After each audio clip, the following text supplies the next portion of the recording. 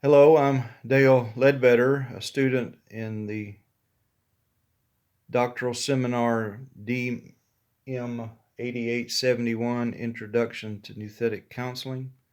This is an assignment given to us by our professor, practical ways to help counselees with a put off and put on process spoken of in the scriptures. I think my fellow students are old enough to remember Nancy Reagan from many years ago. She was involved in the Just Say No program that says no to drugs. While I think it's good to say no to things that are bad for us in our lives, it's also important to replace the no with a yes. We uh, we are supposed to put positive things in our lives, and it's so much easier to say no to something or stay away from something when there's a positive to take its place. I wish that I could take a jar of wiffle dust, as our Dr. Akers on our videos has talked about. It's kind of comical when he uses that term, but we don't have such a thing, and so we have to work hard, and it takes a long time to work with counselees. And I think this is an important assignment, and so I'll just begin. The purpose in working with a counselee as a counselor would be to help that person. I may say him or her throughout this video. Forgive me for not being consistent, but to help him recognize their habits and begin the process of change and bring those into good habits rather than bad habits. The idea, as I said earlier, is to put off certain things in our lives and put on good things in our lives. The first thing I would do would be to make them aware of their situation. I would talk to them about the scriptures and how important the scriptures are to a believer. I would make sure they are saved and they have been regenerated and they're living for Christ, and it's the best they know how. And I'd ask them if they're willing and able and desiring to make a change in their life. If they're not willing to make such a change, then perhaps that we should revisit. But they first of all need to make sure that they understand that it's going to be some hard work involved. And I would make them aware of the issue of habits in our lives. Dr. Akers used the acrostic CAUSE, CAUSE. Habits are comfortable. We're very familiar with them. They're part of our lives. Some they're good habits, some bad habits. They're automatic. We don't have to think about them. They just are there, uh, become natural to us. We're often don't think about them. They're unconscious in our level in our lives. That's the word for the letter U. The letter S stands for they're skillfully done. We become very good experts. We become experts at doing our habits in our lives, and they become entrenched. They become so ingrained and embedded in our lives that it's difficult to get them out sometimes when they're bad habits.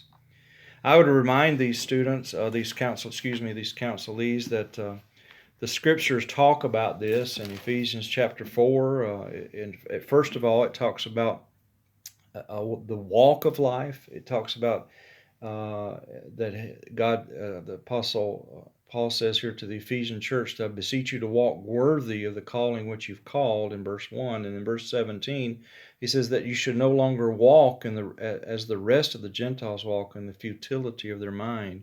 He starts the idea of making a change by referring to a person's life's walk.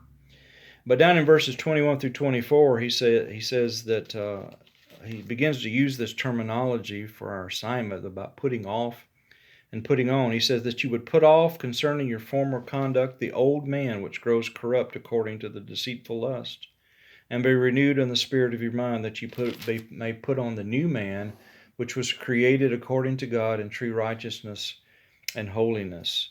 The words "put off" in the Greek tense have a momentary act tense to them. That it's very decisive. It's something when we decide to put it away. It's an action that's very decisive. It's something that they must do. We put it away.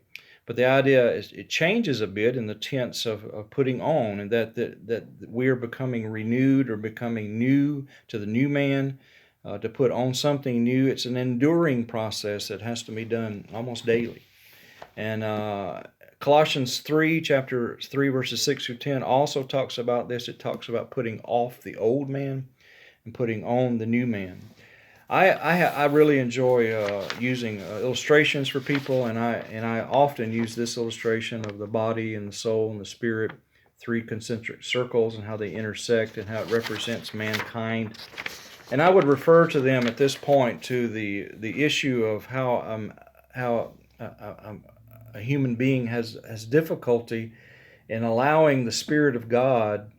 When they're born again, the Spirit of God comes into their spirit, which was once dead in their sins and trespasses.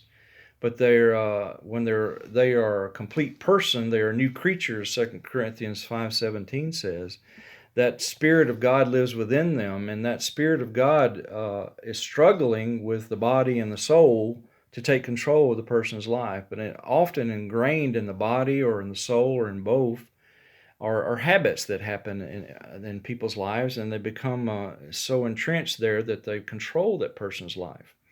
I heard an old country person say, "Well, who's going to win the fight?" Well, the one that wins the fight is the one that gets fed the most.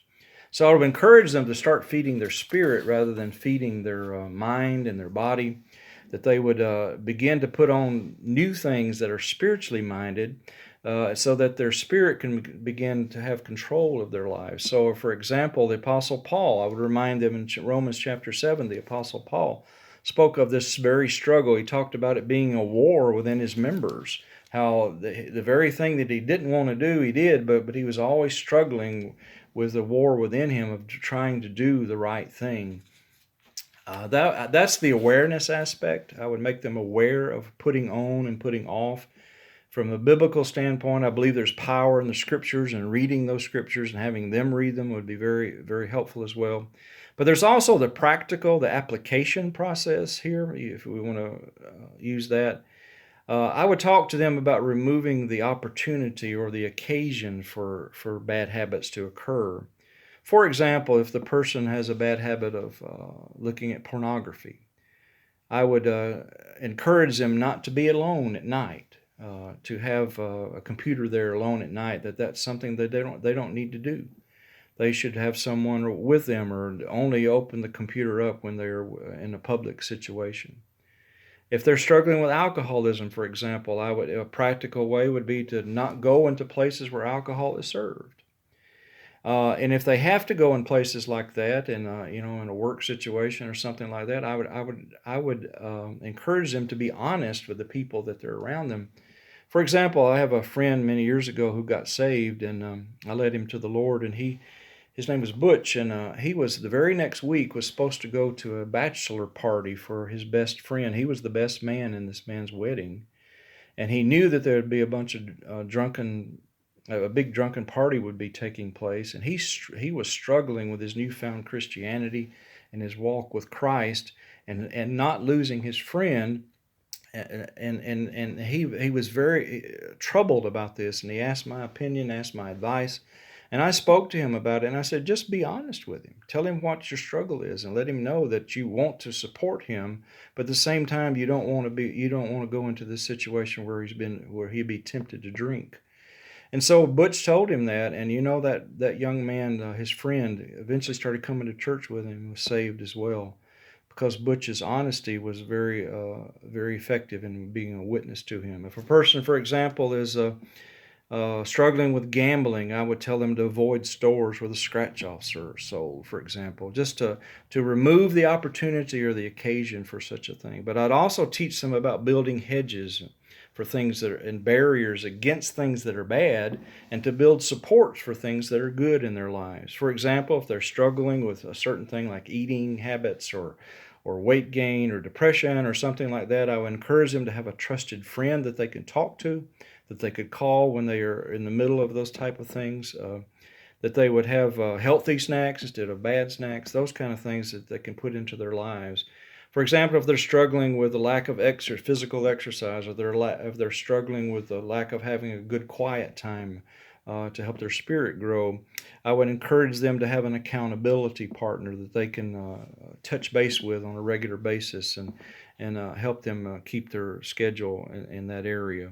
I would also encourage them to burn bridges. Sometimes they have to make drastic changes. They have to cut off things, cut off people from their lives, and replace those things with good things in their lives. For example, some people do not struggle with alcohol. That was something I struggled with many other things in life, but alcohol was something I never was tempted with. But some people, it's a very, very big struggle, and they don't even need to go near a place that sells alcohol. Perhaps their interests and their hobbies or something that, let's say a person plays on a softball team, and he knows after the game all the guys are going to go down and get drunk afterwards. Well, maybe that person should, if he wants to avoid that, maybe he should, he's committed to avoid that, maybe he should play on a different team. Maybe he can still play softball, but on a different team, maybe in a different time. Replace that which is good with something good, but he still doesn't have to give up the thing that he loves. I heard a story about a man who had to walk home at night after he worked his late shift, and he did this for many many years and became very very familiar with his way home, and he could do it almost blindfolded. But one day he had forgotten that the street department had come in and was putting in new water lines, and they had dug ditches down his street. And as he made the turn onto his street, he fell into one of those ditches. And then he remembered what he had done, and he struggled out, and he finally got out, and he'd hurt himself and scratched himself up, and he got home. The next night he's at work, and he forgot again, and he fell into the same ditch. The third night, the same thing happens, but this time he remembers that the ditch is there, so he walks to the other side of the street. And lo and behold, they had dug a ditch on that side as well, and he fell in. The fourth night, he went down a different street and came in the back way to his house. So sometimes we have to teach the counselees that they have to make drastic changes and replace them with positive changes as well. I would not only talk about the application in their lives and the awareness of what this is in their lives, but I would also talk to them about the assignment that they have, their homework. I would give them something practical to do with the idea of helping them have a victory, to give them some hope, even if it's just a baby step of some sort. There was a movie years ago, a comedy, What About Bob? Bill Murray and Richard Dreyfuss was in it, and Richard Dreyfuss was an author of a book called Baby Steps, and it had changed Bill Murray's life, and it was so funny to watch the movie. But sometimes people need to just take a baby step. They need to do something. For example, the homework, if a person is struggling with debt, for example, I might give them the homework of this next week not to use their credit cards at all, to pay cash for everything. I might even ask them to come in next week with at least one credit card or all their credit cards, and we're going to have a party and cut them up at the next session.